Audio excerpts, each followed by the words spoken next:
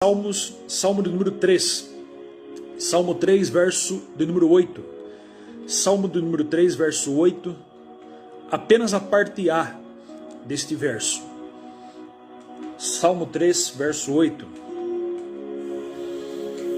diz assim: a salvação vem do Senhor.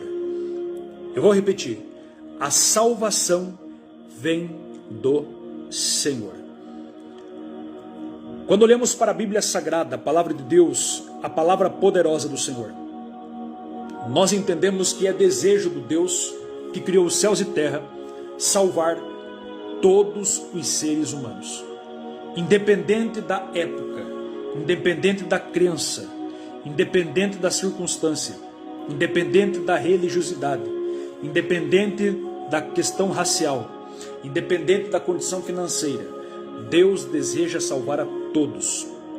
Todos aqueles que estão me ouvindo agora, todos aqueles que vão ouvir esta live, todos aqueles que vão receber esta live sendo compartilhada por alguém. Deus deseja te salvar. Deus deseja salvar o seu filho. Deus deseja salvar o seu pai. Deus deseja salvar a sua mãe. Deus deseja salvar toda a sua família. É desejo de Deus que toda a família sirva, agradeça a Ele, ore a Ele, esteja na presença dEle e principalmente seja salvo por Ele. É desejo de Deus que todos os homens venham ao conhecimento da verdade, ao conhecimento da salvação. Para tanto, nós vamos falar aqui brevemente sobre salvação. Salvação é um plano que Deus tem para todos os seres humanos. Talvez alguém possa dizer assim: mas Pastor William, será que Deus tem planos na minha vida? Sim. E um dos planos que Deus tem para você é o plano da salvação. O plano da salvação é um plano que está dentro da Bíblia Sagrada. A Bíblia Sagrada é um livro de 66 livros, 31.173 versículos, 1.189 capítulos. Você vai encontrar dentro deste livro o plano da salvação. De Gênesis ao Apocalipse, Apocalipse ao Gênesis, você vai encontrar evidências, passagens, doutrinas, versículos. Ou seja, você vai encontrar aqui verdadeira evidência de que Deus deseja te salvar. O livro da Bíblia Sagrada, ele é preservado por muitos e muitos anos. Por quê? Porque Deus deixou escrito neste livro, Deus deixou registrado aqui o plano dele para salvar a humanidade. E eu quero falar nesta noite, mas rapidamente aqui, sobre esse plano de salvação. Deus colocou o homem no jardim do Éden, o primeiro homem. Este homem, a Bíblia diz que era puro, perfeito, esse homem andava com Deus.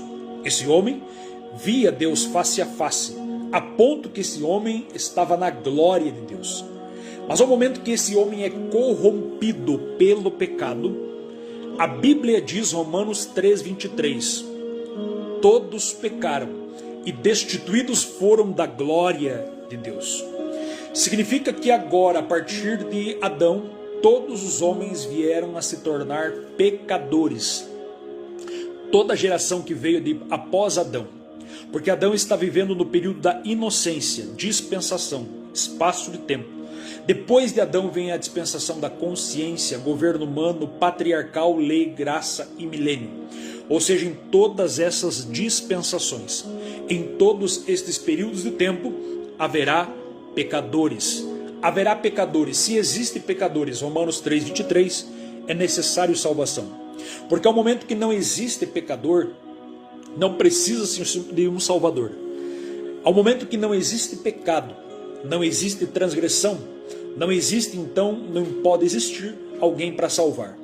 No Antigo Testamento, Deus deu a lei de Moisés. E a lei não era para salvar. A lei era como um espelho, que você apenas se enxergava, apenas observava a lei e refletia a tua condição espiritual. Ou seja, o homem olhava para a lei e lia a lei de Deus e percebia que ele era pecador, que ele não tinha condições alguma para se salvar. Então todo pecado no Antigo Testamento, principalmente diante do povo judeu, esse pecado ele não era, posso dizer para você, removido, mas esse pecado ele era encoberto, ele era expiado, é o ato da expiação. O pecado era apenas coberto aos olhos de Deus, porque Deus não pode comungar com ninguém que esteja em pecado. A partir do momento então que Cristo vem nesta terra, Gálatas capítulo 4, versículo 4, a Bíblia diz que na plenitude dos tempos Deus enviou o seu Filho nascido de mulher, Jesus. Ele veio então para realmente tirar o pecado. Agora não é para encobrir, não é apenas para colocar um pano sobre o pecado, mas é para realmente remover pecado e culpa do coração do ser humano. Ao momento que Cristo vem, irmãos, é necessário e é interessante também que a Bíblia vai dizer que Ele é o Salvador. Os anjos disseram que Ele era o Salvador. A Bíblia Sagrada vai dizer que os pastores, no momento que Jesus está nascendo, que Jesus está lá na manjedoura, eles vão reconhecer como aquele que é o Salvador. Jesus veio para salvar. Por isso Ele é o Salvador Yeshua. Yeshua, o Senhor Salvador. Jesus, a salvação. Então no Antigo Testamento, você olha e pergunta assim, mas pastor, existia salvação no Antigo Testamento? A salvação no Antigo Testamento era prometida. A salvação no Novo Testamento, ela é concretizada. Todas as pessoas que morreram em Cristo, ou seja, todas as pessoas que estavam também no Antigo Testamento, essas pessoas, elas eram salvas no sentido que eram alertadas mediante a lei. Só que posteriormente, quando Cristo veio, quando Cristo foi para a cruz do Calvário, ressuscitou o terceiro dia, a Bíblia diz que Ele desceu às partes mais baixas da terra, Efésios capítulo 4, versículo 8, você vai ver sobre isso, e pregou aos espíritos que estavam em prisões, e levou cativo o cativeiro. O que significa isso? Que Cristo foi e pregou para todas aquelas almas, aquelas pessoas que faziam parte do Antigo Testamento. Aí você fala assim, meu pastor, mas quem morria no Antigo Testamento ia para onde? Quem morria no Antigo Testamento e morre hoje, irmãos, ele vai para um lugar chamado Hades. Um lugar que é onde está num tormento, numa espécie de prisão. Mas quem morria salvo ia para um mesmo, eu posso dizer assim, para uma mesma região, porém a Bíblia vai dizer que era chamado seio de Abraão. O seio de Abraão era o lugar dos salvos, o Hades era o lugar dos condenados. Os condenados eram aqueles que não queriam saber de Deus nem da sua lei. Eram aqueles que não tributavam glória nenhuma para Deus. É aqueles que eram totalmente incrédulos a Deus. Esses eram condenados. Esses que não faziam o bem e não queriam buscar a Deus. Esses foram todos para o Hades. Porém, aqueles que desejavam buscar a Deus, que tentavam obedecer à lei de Deus, que de alguma forma, através da sua consciência, tinha consciência de que existia um Deus que era todo-poderoso, a Bíblia diz e vai nos fazer entender que esses iam para o seio de Abraão. Então quando Cristo morre, mas vai para a cruz do Calvário, Ele disse assim para aquele ladrão que estava ao lado dele na cruz, disse assim, hoje mesmo estarás comigo no paraíso. Só que quando a Bíblia fala de paraíso, aquela palavra paraíso ali, o paraíso no Antigo Testamento ainda não era no céu, mas o paraíso era embaixo na terra. Como assim? Você vai ler Efésios capítulo 4, versículo 8, você vai notar, mas que Jesus, ao invés de subir, primeiro ele desce e prega os espíritos que estão em prisões, e leva cativo o cativeiro, ou seja, todos aqueles que estavam no seio de Abraão foram conduzidos e levados para Deus. A partir desse momento aqui, então, toda alma que morre em Cristo agora, ela vai para o paraíso, mas o paraíso não está mais embaixo, o paraíso está em cima. Tanto é que Paulo tem uma visão do paraíso chamado terceiro céu. E esse paraíso está acima. Ou seja, ele está acima do segundo céu. Que é o que nós vemos. Onde estão as estrelas, onde estão as galáxias, onde está a lua, onde está o universo o qual os homens conhecem, estudam e viajam por ele. Acima deste universo está o terceiro céu. Lá está, embaixo do altar, todas as almas daqueles que foram salvos, aguardando a primeira ressurreição e a volta do Senhor Jesus Cristo. Porém, vamos para o que interessa nesta noite. Eu pergunto para você, aonde nós encontramos verdadeira salvação? Primeiro eu quero dizer para você que aonde não está a salvação. A salvação não está no dinheiro. Não adianta o homem ser bilionário. Não adianta ter muito dinheiro. Não adianta ter muitas posses nessa terra. Porque a Bíblia vai falar de um homem chamado Zaqueu, que era rico. muito rico. E ele reconheceu no seu coração que precisava de salvação, precisava de Jesus. A Bíblia vai falar de muitos homens como Jó. Jó era um dos homens mais ricos da sua época. Jó não colocou o coração na riqueza.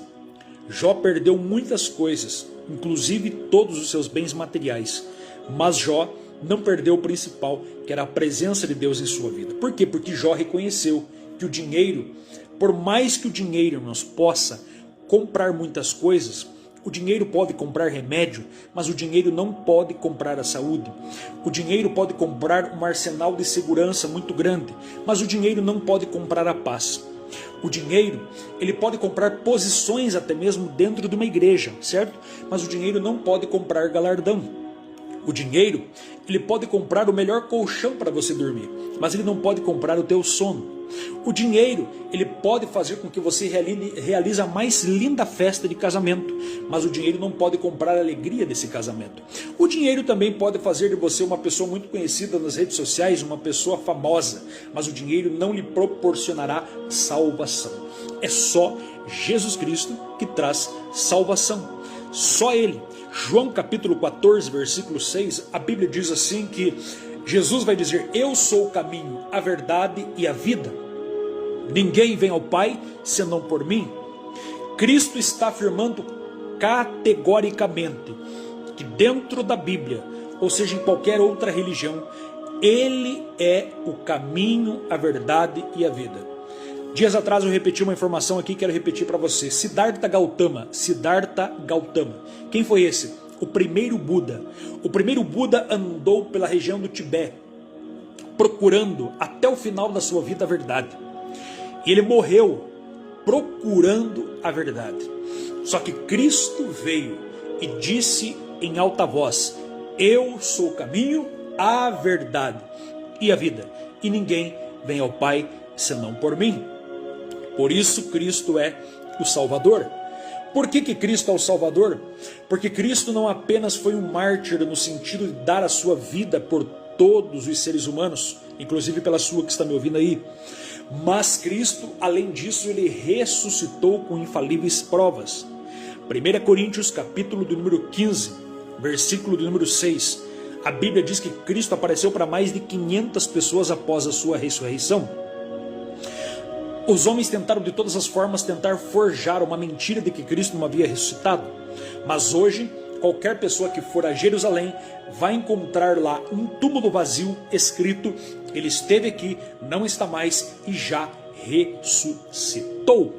Já os ossos daqueles grandes líderes religiosos do mundo, de todas as maiores religiões da terra, os líderes dessas religiões, se você for visitar os túmulos deles, os ossos deles estão lá. Por quê? Porque eram homens falhos, homens pecadores, homens transgressores, homens comuns como eu e você. Mas Cristo, ele foi gerado sem pecado. Cristo, a Bíblia diz que não houve engano na sua boca. Cristo não foi pecador, Cristo não foi mentiroso, Cristo não foi adúltero, Cristo não foi um invejoso, Cristo não foi um orgulhoso. Cristo, pelo contrário, se desfez da sua glória, saiu da sua eternidade e habitou entre os homens para ser servo. Jesus não veio demonstrar grandeza, Jesus veio transmitir humildade. Jesus é o maior exemplo, além de trazer salvação, além de ser o único Salvador, Ele é também o nosso Senhor, Ele é o nosso exemplo. Aonde não encontramos salvação? Não encontramos salvação no dinheiro, não encontramos salvação nos homens, como bem disse aqui.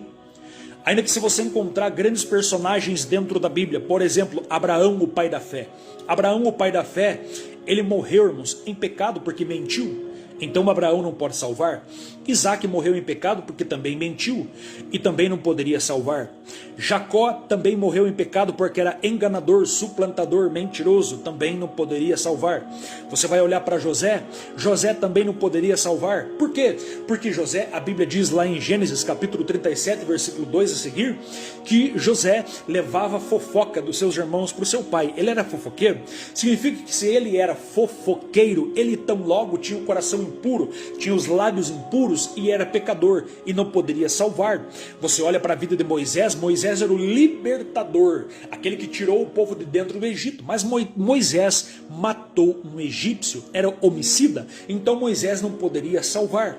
Você olha para o substituto de Moisés chamado Josué, Josué também matou muitos homens à espada, era homicida, derramou sangue, também não poderia ser o salvador, ainda que o nome Josué significa aquele que é salvação, também não poderia salvar.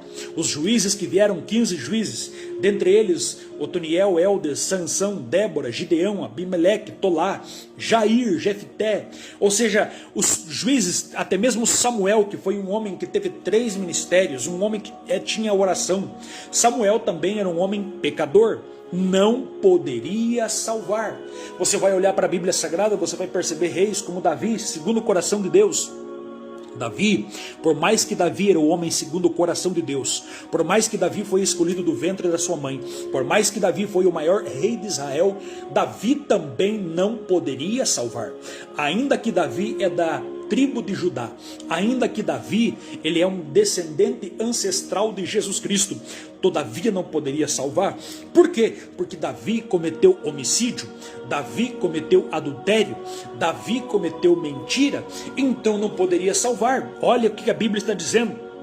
A Bíblia não está falando aqui que os homens da Bíblia são pessoas sem pecados. A Bíblia não está falando que ser crente é uma pessoa que está absolvida de pecar. Não, a Bíblia diz que todos pecaram. Mas a Bíblia vai nos fazer entender que nem Davi, que nem Salomão, que nem Roboão, que nem Josafá, que nem Uzá, ou seja, nenhum destes homens aqui foram homens que poderiam salvar o ser humano. Por mais que Elias, por mais que Eliseu, foram homens que realizaram grandes milagres. Elias orou e o céu nos fechou a ponto de não chover. Eliseu orou a ponto de homens ressuscitaram mortos, abriram águas, fizeram milagres extraordinários, multiplicaram pães assim como Jesus, igual Eliseu fez, só que todavia não poderia salvar, morreram em pecado. Você olha para a Bíblia Sagrada, profetas como Isaías, ele mesmo vai dizer: eu sou um homem de lábios impuros e habito no meio de um povo de impuros lábios. Você vai olhar para Jeremias, Jeremias vai dizer que foi concebido em pecado também. Você vai olhar para Ezequiel, pecador, Oséias, você vai olhar para Joel, você vai olhar para Daniel, você vai olhar para esses homens profetas, irmãos, todos não poderiam salvar. Significa que se você procurar hoje qualquer religião da terra, se você viajar para qualquer país buscando salvação, você não vai encontrar a não ser na pessoa de Jesus Cristo. Pastor, mas o senhor falou tudo de homens, e as mulheres? Eu poderia citar grandes mulheres da Bíblia. Eu poderia citar para você Sara. Sara não pode salvar. Eu poderia citar para você mulheres como Esther. Esther, uma grande rainha, não poderia salvar. Esther, você vai olhar também aqui como Débora, uma juíza de muito valor, não poderia salvar. Mulheres no Novo Testamento como a mãe de Jesus, Maria. Alguém vai dizer assim: pastor, Maria poderia salvar? Não, Maria não poderia salvar, porque ela era mãe do Salvador. Maria, se você ler a Bíblia, os evangelhos de Mateus, Marcos, Lucas e João, você vai perceber que Maria ela estava ao pé da cruz e reconhecia que Jesus era o Salvador. Quando Jesus foi realizar o primeiro milagre em Caná da Galileia, Maria disse: fazei tudo que ele, Jesus, mandar. Ou seja, ela estava reconhecendo que ele era o Filho do Deus Todo-Poderoso. Pastor, quem então foi Maria? Maria foi uma mulher que foi serva de Deus, que obedeceu à voz do Espírito Santo, que gerou Jesus Cristo dentro do seu ventre. Mas não apenas isso, porque se você ler Mateus capítulo 13, se você ler Marcos 6, você vai entender que Maria, depois de Cristo, teve outros filhos, inclusive Tiago, que escreveu aqui o livro de Tiago que está na Bíblia, era meio irmão de Jesus.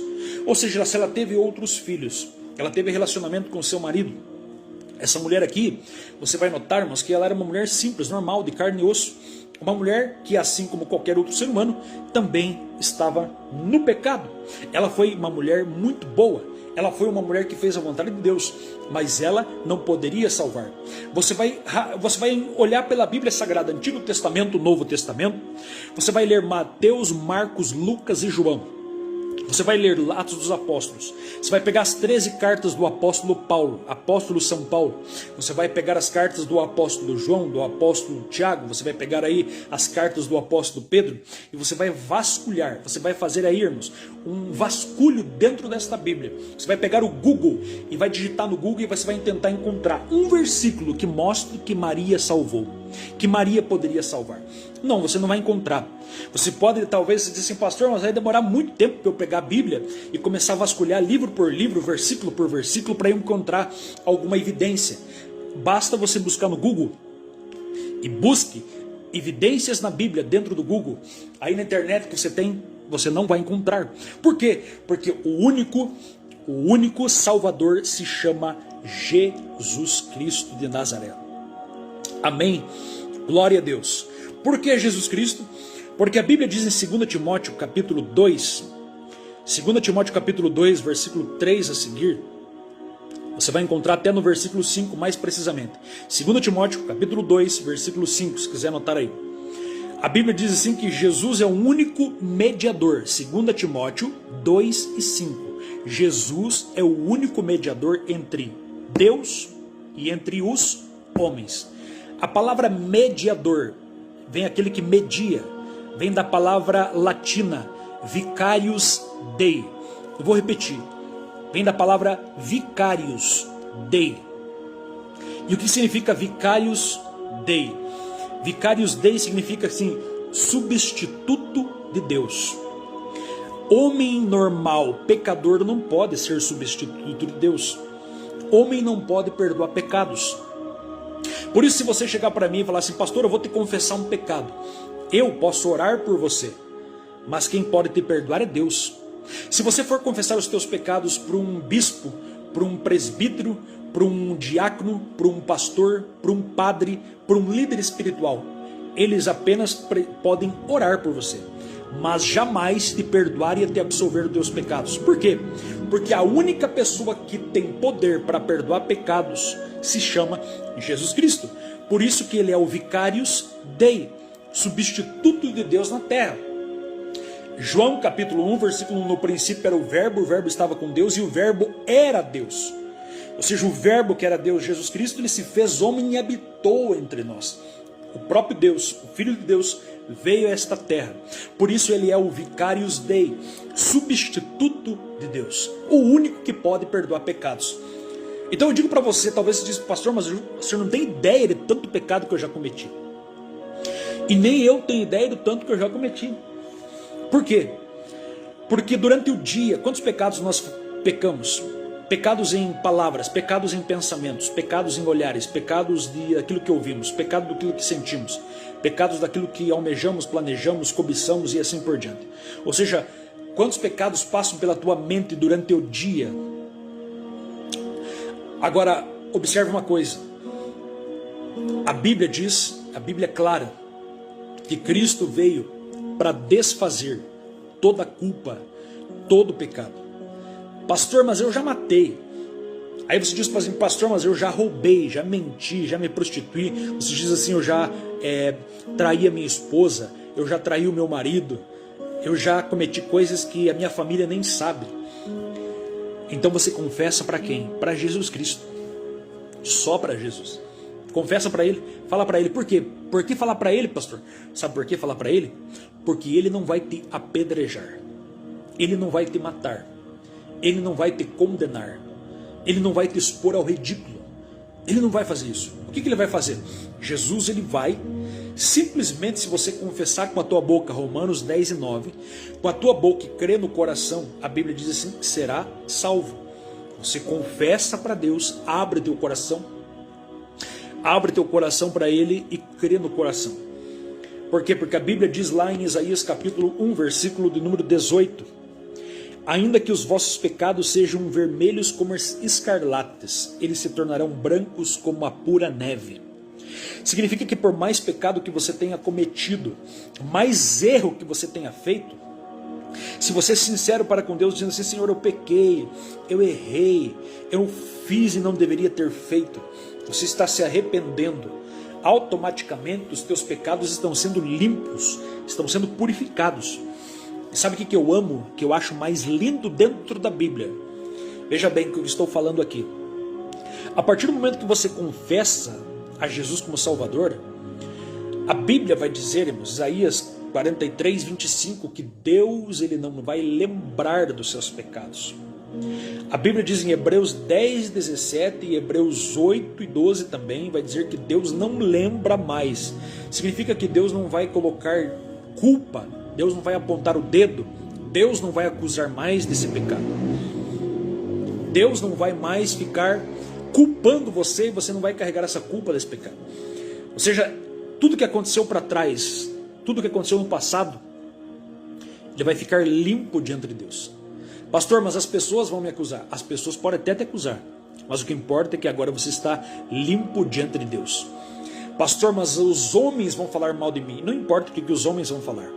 Por quê? Porque a Bíblia vai esclarecer. Romanos capítulo 8, versículo 1. Portanto agora, eu sinto a graça de Deus aqui, portanto agora nenhuma condenação há para aquele que está em Cristo Jesus, que não anda segundo a carne, mas anda no Espírito. Agora eu quero esclarecer para você. Jesus pode mudar a sua vida. Aí quando eu falo Jesus pode mudar a sua vida, alguém pode dizer assim, pastor vai me fazer rico, pastor ele vai me fazer famoso. Não. O plano que está na Bíblia não é para deixar o homem rico. O evangelho que eu prego não é para fazer com que o homem fique famoso, não é para fazer com que o homem fique ganhando dinheiro, não é isso. O evangelho é o evangelho que trouxe salvação para todos os homens. Porque toda pessoa que nasce hoje, ele já nasce em pecado, ele já nasce condenado. A Bíblia vai dizer isso. João 3,16, o versículo mais conhecido. Porque Deus amou o mundo, a humanidade, de uma maneira tão grande, tal maneira que deu seu Filho Jesus Cristo para todo aquele que nele crê, que nele crê não pereça, mas tenha a vida eterna. A tua alma não morre. O corpo físico morre, vai para a sepultura, esse corpo se corrompe, esse corpo apodrece, mas a tua alma, ela é viva. A tua alma nunca dorme, a tua alma nunca morre. Por mais que você esteja deitado numa cama dormindo, por mais que você esteja lá dormindo, a tua alma continua sempre trabalhando. Por quê? Porque a alma é eterna. A tua alma, irmãos, ela foi criada por Deus, mas ela será eterna na presença de Deus ou longe de Deus. Mas o plano de Deus para você é que a tua alma fique na presença dele. Por isso nós precisamos ganhar as almas, ou seja, ganhar as pessoas para Cristo, pregar o evangelho para elas. Por quê? Porque o plano de Deus para todos é que todos venham ser salvos. Eu quero dizer para você que religião não salva, mais uma vez. O fato de você fazer parte de uma igreja evangélica também não salva. Pastor, mas como assim? O que salva é você realmente ter um encontro com o Cristo. O Cristo verdadeiro. O primeiro passo para você é aceite Jesus como Salvador da sua vida. O primeiro passo. Depois disso você procura a igreja. Que igreja, pastor? Igreja que pregue os princípios que eu estou falando aqui, da verdadeira salvação. Uma igreja que não fique pregando troca e barganha com Deus. Uma igreja que não fique trocando, que se você der 10 você ganha 50, se você der 10 você ganha 100. Esse tipo de igreja não é uma igreja aprovada por Deus. Porque igreja não é lugar de barganha. Igreja não é lugar para negociar com Deus. Igreja é lugar de se pregar salvação, transformação pelo poder do evangelho. O objetivo de Cristo morrer na cruz do Calvário não foi para fazer os homens prósperos. Porque para ter prosperidade, eu sei que Deus é o dono do ouro e da prata. Deus abençoa sim. Mas Deus deixou para isso teus braços, tuas pernas, teu trabalho e tua inteligência para você trabalhar, para você ganhar dinheiro. Porque se esse fosse o verdadeiro papel, mas então estaria tudo errado. Homens como Rockefeller, homens como Steve Jobs, que ganharam muito dinheiro, esses homens talvez nem crentes eram. Esses homens nem conheceram talvez o evangelho, mas foram ricos, prósperos no sentido financeiro, porque a verdadeira prosperidade é em todas as áreas da vida. Mas o que interessa é realmente o depois do que vai vir, depois da morte, depois do túmulo, depois do cemitério. Por quê? Porque o homem mais famoso, que tenha mais dinheiro, toda aquela multidão de amigos, companheiros, elogios, coroas, aquela festa que fazem no cemitério, aplausos, cerimônia, tudo vai até o túmulo só. Aí depois cada convidado, cada pessoa que está ali naquele velório, cada um vai para sua casa. Cada um volta embora. E a alma daquela pessoa para onde vai? Para onde vai a alma? Eu pergunto para você hoje, com toda a autoridade que o Espírito Santo me dá. Se você morrer hoje, se hoje você deixar de respirar aqui nesta terra, hoje, dia 23 de setembro, se você deixar de respirar, se seu coração parar de bater, para onde vai a sua alma? Para onde vai a sua alma? Se daqui 10 minutos você morrer, dali 10 minutos aonde estará a sua alma? Pergunto para você. Se você tem dúvida, se diz, pastor, eu não sei. Se você não sabe, você precisa hoje ainda falar, Jesus, perdoe os meus pecados. Você precisa falar ao Senhor Jesus, eu quero ter uma reconciliação contigo. Você precisa dizer assim, Senhor Jesus, eu quero reconciliar. Reconciliar. O que é reconciliar? Reconciliar é quando você começa a se afastar, quando você começa a ficar desanimado, você vai parando, desanimando, triste, você começa a perder o desejo de salvação, o desejo de vida eterna, você começa a desacreditar até mesmo no Deus da sua palavra, isso é, você vai se enfraquecendo. E quando isso vai acontecendo, você precisa chegar diante de Deus e reconciliar com Deus. Falar, Senhor, me perdoe dos meus pecados, me perdoe da minha incredulidade, perdoe-me das minhas fraquezas e falhas. Purifica-me purifica-me com teu sangue, purifica-me de todo erro, purifica-me de toda falha e limpa os meus pecados.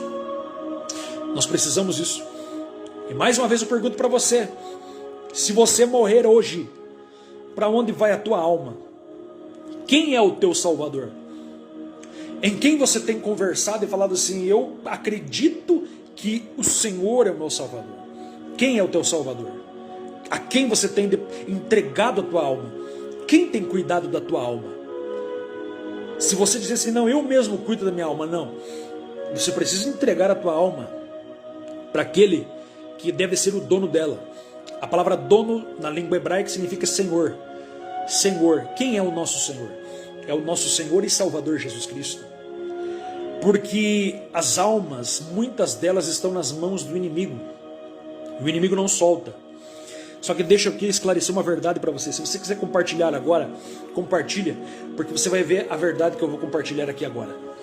Preste bem atenção. Preste bem atenção. E eu vou ler um texto aqui ainda para reforçar aquilo que eu vou falar, para você não dizer assim, o pastor está falando coisa aí que não tem nada a ver. Eu vou te falar uma coisa aqui, que talvez pode ser até meio pesado para alguns. Mas eu vou te falar uma grande verdade que é bíblica. Está aqui em Mateus capítulo 4. Mateus capítulo 4. Essa grande verdade está aqui. Eu já leio para vocês, só vou explicar um princípio. Olha aqui. A tua alma, ou ela está nas mãos de Cristo, ou ela está nas mãos de Satanás. Não existe meio termo dentro da Bíblia Sagrada. Não existe meio termo. É reino das trevas e é reino da luz. É reino de Deus e é reino do diabo. Não existe meio termo. Não existe você dizer assim, não sirvo a Deus, mas também não acredito em diabo. Se você não faz isso, se você diz assim, eu não acredito em Deus nem em diabo, você já está, infelizmente, eu não estou sendo grosseiro, eu estou sendo real. Eu estou sendo aqui. E se você quiser falar assim, pastor, eu quero conversar com o Senhor, eu quero ver dentro da Bíblia Sagrada, pode colocar meu telefone aí, que eu converso com você e te explico, literalmente, junto com você. Eu converso contigo, eu explico no telefone, eu explico particular, eu explico para você. Eu vou te mostrar dentro da Bíblia, dentro deste livro sagrado, que só existe dois lados. Ou é céu ou é inferno. Ou é Jesus que ele vem comprar as almas com seu sangue, ou é diabo que pegou essas almas e roubou essas almas através do pecado no jardim do Éden. Por isso o diabo é chamado príncipe deste mundo. Por que príncipe? Porque ele tem um principado, ou seja, ele está mandando em muitas almas. E o que ele faz para ter essas almas? Primeiramente ele cega. Cega como? Cega o entendimento. Está lá em 2 Coríntios 4:4. Cegou o entendimento dos incrédulos para que não resplandeça a luz do evangelho, da palavra. Então a primeira coisa que o diabo faz para as pessoas não entenderem que existe salvação, para que as pessoas não enxerguem que existe vida após a morte. A primeira arma do diabo é a cegueira espiritual. O que o diabo mais quer, sabe o que o diabo mais quer? O que ele mais quer é que você não acredite nele, que ele existe. Quando você diz assim, eu não acredito no diabo, o diabo fica feliz. Diz assim, justamente, eu não quero que você acredite em mim mesmo. É isso que o diabo quer. Então a primeira arma do diabo, irmão, se chama incredulidade. Por que incredulidade? Porque ele é o pai da mentira. João 8,44, ele é o pai da mentira. E para enganar a humanidade, como que ele faz?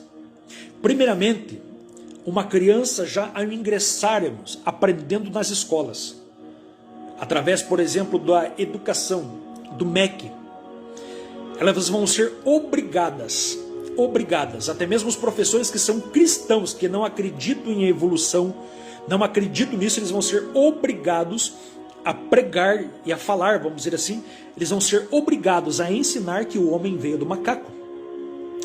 Os professores, por mais cristãos que sejam, eles vão ser obrigados e não podem falar ao contrário, que o homem veio de um processo de evolução, que a Terra existe bilhões e bilhões e bilhões e bilhões de anos e que foi fruto de uma explosão do Big Bang.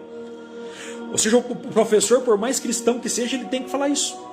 E o aluno, por mais que ele não acredite nisso, por mais que ele seja filho de pessoas que criam na palavra de Deus, ele tem que ir lá na prova e colocar aquilo. Por quê? Porque se ele falar algo errado, ele tira a nota vermelha e reprova. É isso que acontece. Por quê? Porque o mundo jaz do maligno. O que é mundo? O mundo é terra? Não. O mundo é o sistema de crenças e valores. O que é sistema de crenças e valores? As crenças e valores que regem a humanidade. Hoje ainda existem valores cristãos no meio deste mundo, mas estão querendo inverter totalmente os valores. O diabo está querendo acabar com a família, o diabo está querendo acabar com o casamento de homem com mulher, o diabo está querendo colocar casamento de pai com filho, filho com pai. O inimigo está querendo colocar umas coisas terríveis.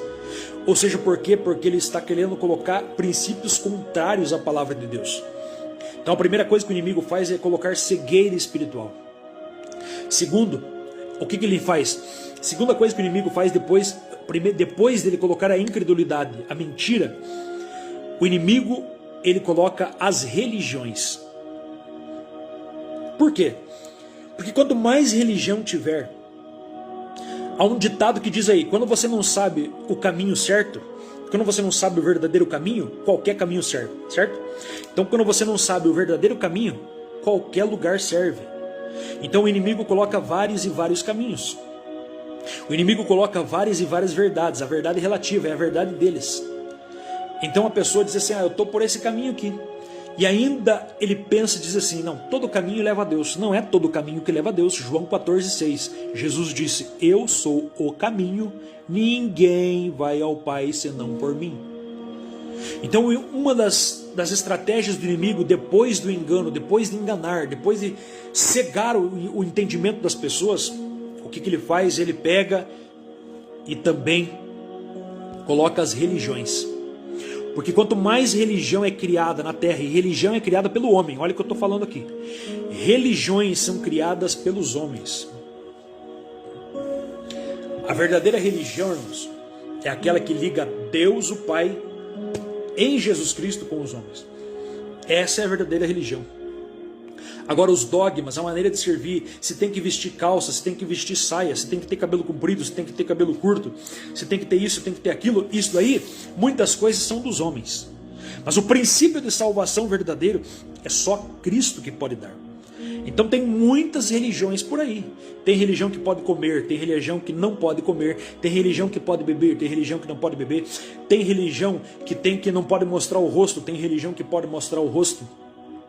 Tem religião que acredita em extraterrestre, tem religião que acredita no sol, tem religião que acredita na criação, tem religião que acredita no mar, tem religião que acredita em espíritos, em almas, tem religião que acredita em tantas coisas por aí.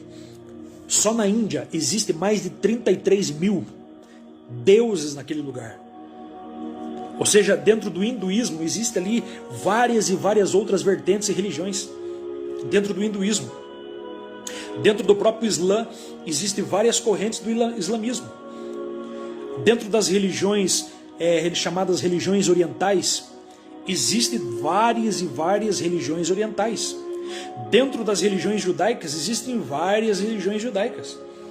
Só que notem, por exemplo, na época de Cristo, Cristo não veio fundar uma religião. Cristo, ele veio unir pessoas que estavam em várias religiões e trazer estas pessoas para um princípio bíblico da palavra, trazendo-os e unidas em Cristo, que toda barreira foi sendo quebrada, samaritanos, judeus, japoneses, alemão, ou seja, não importa, todos em um só em Cristo. Mais uma vez, eu quero falar para você, outra coisa que o inimigo faz.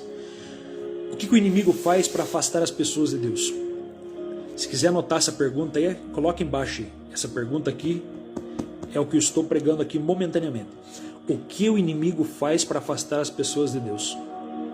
Eu vou repetir. O que o diabo faz para afastar as pessoas de Deus?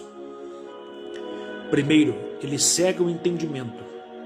Cega, coloca incredulidade. Segundo, ele coloca muitos caminhos, muitas religiões. Quem não sabe o caminho certo, qualquer caminho serve. Quem não sabe para onde vai, qualquer caminho serve. Certo? Mas o caminho certo é Jesus.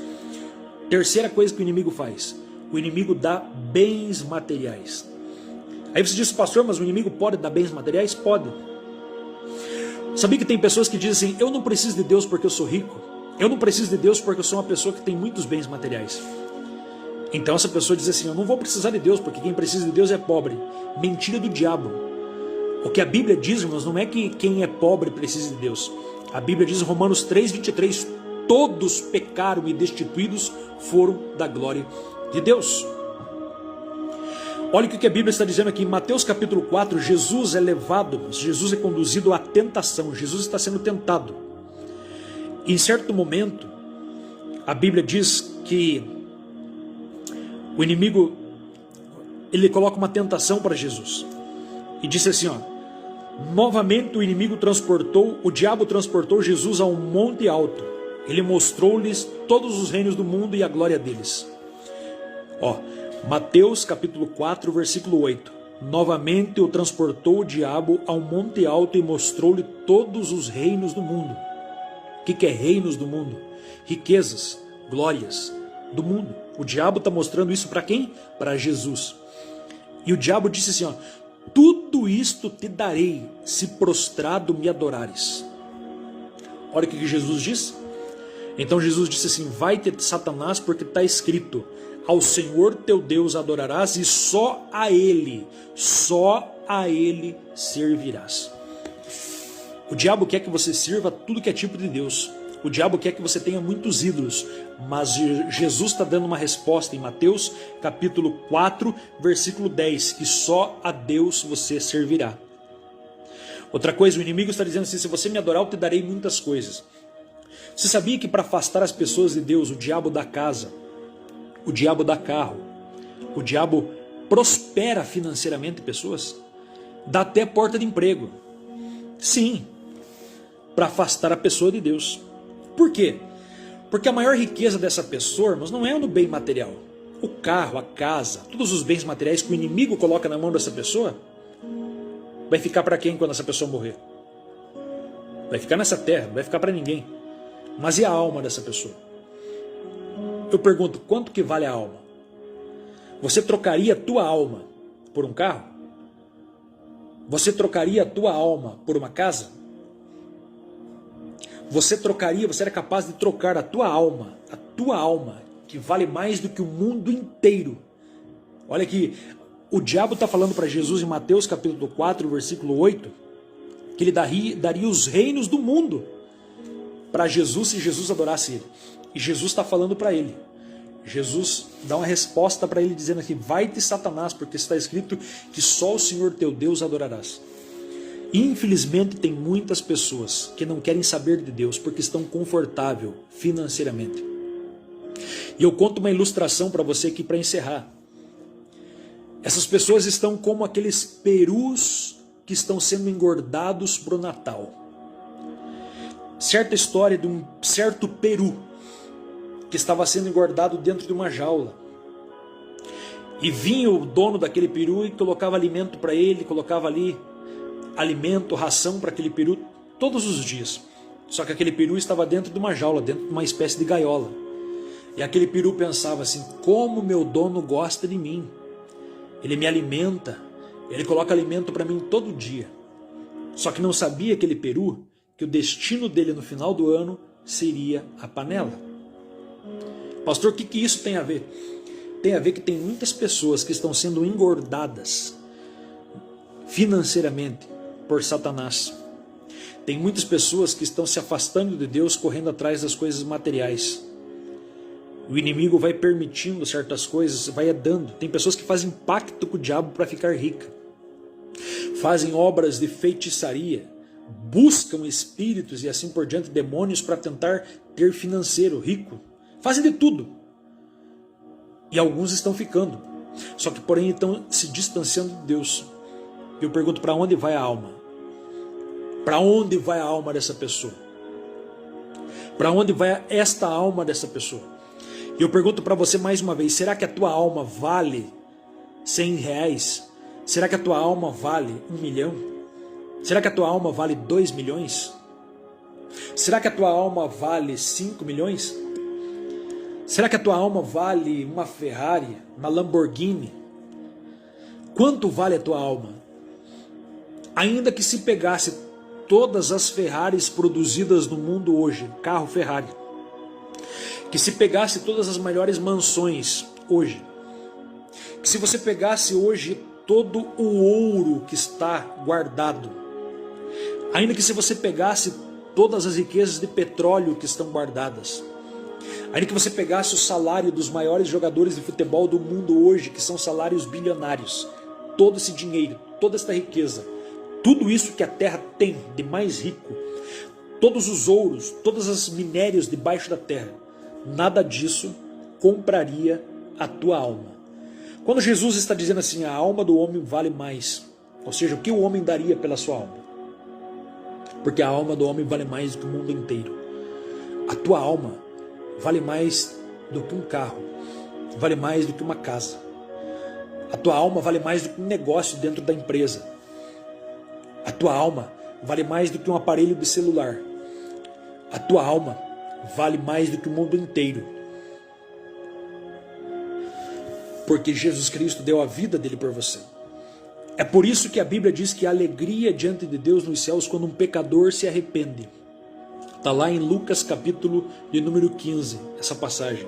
Os anjos no céu ficam alegres quando um pecador se arrepende na terra e aceita Cristo como Salvador. Por quê? Porque você aceitou? Não. Porque uma alma saiu das mãos do diabo e foi comprada pelo alto preço de sangue de Jesus Cristo. Os anjos estão alegres porque o sacrifício de Cristo na cruz do Calvário valeu a pena. O sacrifício de Cristo não foi em vão. Jesus não foi alguém que morreu alegre na cruz. Jesus morreu pela tua alma.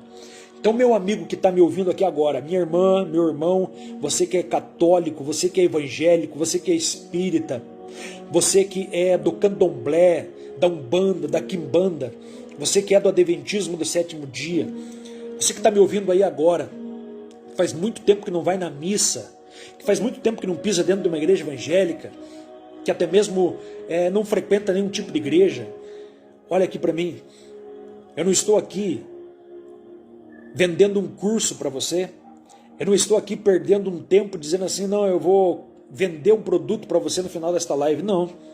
Eu estou apenas lhe oferecendo algo aqui que um dia você vai lembrar desta live. Marque a data, 23 de setembro de 2021. Um dia você vai lembrar, ainda que na eternidade. Por quê? Porque a Bíblia diz em Filipenses 2:5 que um dia todo joelho se dobrará perante Jesus. Todo o joelho. Que dia? No dia do juízo final. Todos os seres humanos da terra, de todas as épocas, de todos os tempos, estarão lá, diante de Deus. E terão que confessar que Ele é Senhor para a glória de Deus Pai. crendo ou não crendo nele. E eu estou pregando isso aqui para você como uma verdade. E eu sei que o Espírito Santo, porque não é eu, não é as minhas palavras que convencem, não é o meu argumento, não é uma retórica, não é uma oratória que convence, mas é o Espírito Santo. É o Espírito Santo que está trabalhando aí no teu coração e dizendo assim: você precisa entregar a tua vida para Jesus enquanto é tempo. Você precisa buscar a salvação enquanto é tempo. Porque Jesus diz para você: você tem corrido atrás de muitas coisas. Você tem se preocupado muito com o teu trabalho. Você tem se preocupado muito com as coisas dessa terra. E como vai a tua alma? Quando você morrer, para onde vai a tua alma? Para onde será o destino da tua alma? Não deixe o diabo te cegar. Por quê? Porque quando você fica com a roda dos amigos na cerveja, no bar, corre para lá, corre para cá, vai na casa de um, vai na casa do outro, isso é muito bom. Mas cuidado com a distração, meu amigo. Minha amiga, cuidado com a distração. Uma das maiores armas do diabo hoje se chama distração. Por quê? Porque ele vai distraindo. Tem uma música aí no mundo que diz assim: deixa a vida me levar, vida leva eu. E acontece que o que vai acontecendo é bem isso, você vai levando a vida. Acorda, levanta, acorda, levanta, acorda, levanta, mas cada minuto que passa, cada bater do ponteiro do relógio, está mais perto do dia em que você tem que dar conta da tua alma. E para onde vai ela? Oh, Shamadarabacassuriandarai. Espírito Santo de Deus, eu sei que o Senhor está trabalhando e essa live vai atingir muitos lugares. Esta palavra precisa ser compartilhada com todos os teus familiares. Pastor, mas eles não gostam. Não se importa se ele gosta ou não gosta. É melhor obedecer a Deus do que você alegrar os homens. Ah, pastor, mas vão ficar bravo comigo. Nem que ele fique. Pode ficar bravo com você. Mas você está fazendo o teu papel de evangelizar. Meu amigo, minha amiga que está me ouvindo aqui mais uma vez, não fique bravo com o pregador, não fique bravo com o teu parente que está compartilhando essa palavra para você. Talvez dizer, mas que pastor mais chato, eu não quero ouvir isso. Mas eu quero dizer para você, ninguém aqui está pedindo para você largar tudo que você tem agora e correr para uma igreja. Apenas que você confesse Cristo como o único suficiente salvador da tua alma. Apenas que você entenda que esse ar que você está respirando agora aí, você só está vendo eu nesse celular e nessa câmera agora porque você tem 2 olhos para ver. E esses olhos estão agora vivos, vendo, enxergando, porque por trás desses olhos existe uma alma que faz com que esse corpo físico, essa matéria, produza vida. E você consiga enxergar algo tremendo dentro da tua frente. E vou ouvir isso aqui é porque você tem uma alma. E essa alma, mais uma vez, eu vou repetir para você. Alma não morre. Pastor, mas a Bíblia diz lá no livro do Êxodo, no livro de Números, que a alma que pecar morrerá. Quando a Bíblia está falando de alma que pecar morrerá, está falando de pessoa. A pessoa que pecar morrerá espiritualmente, certo? Mas a alma do homem em si não morre. Tanto é que a Bíblia vai dizer em Mateus capítulo 10, olha o que a Bíblia diz em Mateus capítulo 10, tremendo esse texto aqui. Portanto, Mateus 10 e 26, não temais o homem que pode matar o corpo, mas tema aquele que pode mandar o corpo e a alma para o inferno. Mateus 10, 28, e não temam os que matam o corpo e não podem matar a alma. Eu vou repetir, Mateus 10, 28, não temas os que matam o corpo e não podem matar a alma. Certo? Por que não pode matar a alma? Porque a alma não morre. Eu estou sendo insistente com você nesta noite. Para onde vai a tua alma? Por que se eu estou fazendo essa pergunta? Eu poderia dizer assim, poderia pensar assim, não, vou para minha casa, vou cuidar da minha vida. Cada um que cuide da sua vida. Mas eu estou fazendo isso aqui porque o Espírito Santo está me mandando falar. O Espírito Santo que vela pela tua vida, que conhece o teu coração, que conhece a tua vida, está insistindo com você hoje. Hoje. hoje, porque amanhã você não sabe do que vai acontecer. Está insistindo com você. Tome uma decisão urgente. Aceite Jesus como único, suficiente Salvador. Tome essa decisão urgente. Tem coisas que nós temos que decidir. Todos os dias nós tomamos decisões. Você decide qual roupa você vai vestir. Você decide o que você vai tomar de café. Você decide o que você vai fazer para o almoço. Você decide o que você vai comer. Você decide muitas coisas todos os dias. Até para assistir essa live é uma decisão. Você decide se vai assistir ou não vai assistir. Até para compartilhar essa live, você decide, compartilha ou não compartilha. A vida é cheia de decisões, mas existe uma decisão que você não pode protelar, não pode procrastinar, não pode atrasar ela na sua vida, que é a decisão de aceitar Jesus Cristo como o único e suficiente Salvador. E se você tem dúvidas, eu faço um desafio para você. Compre uma Bíblia, linguagem de hoje, e leia os evangelhos, principalmente o evangelho segundo escreveu São João. Leia